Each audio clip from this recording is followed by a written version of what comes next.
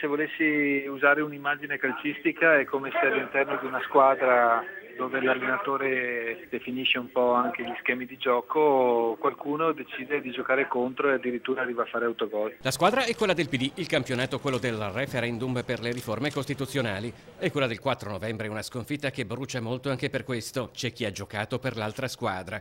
Una scelta che ha creato una profonda spaccatura all'interno del partito, perché, e l'analisi del sindaco di Sandona di Piave, quella su cui ci si è divisi non è una questione secondaria, la sfumatura in una linea politica comune, ma è qualcosa che mette in profonda discussione la possibilità di appartenenza allo stesso partito. Cos'è che tiene insieme le persone? Perché che ci siano delle sfumature su alcuni aspetti, su questo non c'è dubbio, di natura etica eccetera, ma nel momento in cui c'è un percorso all'interno del partito che definisce una linea eccetera, ci si attiene fino a quando con un congresso successivo non si definiscono diversamente i pesi. Cosa succederà adesso è difficile prevederlo, ma sono in molti a pensare che una ricucitura possa essere molto difficile. A rendere la vicenda particolarmente delicata è che ad aver fatto campagna contro il proprio partito non sono stati esponenti di secondo piano del PD. Nel veneziano, ad esempio, ci sono anche parlamentari con alle spalle una storia di lunga militanza condita di cariche importanti. Io credo che vada fatta una valutazione e che poi si arrivi anche a trarne le conseguenze in termini di opportunità di restare insieme piuttosto che no.